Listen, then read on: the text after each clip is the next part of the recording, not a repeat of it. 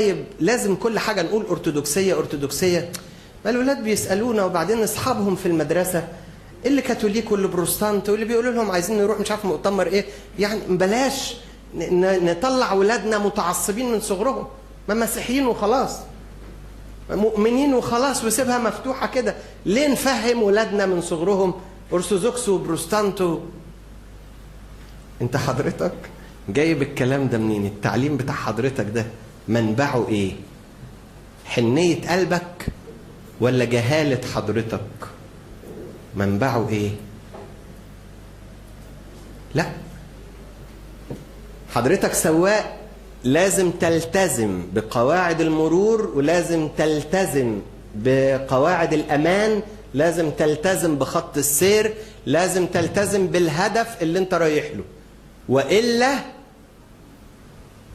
هات الرخص.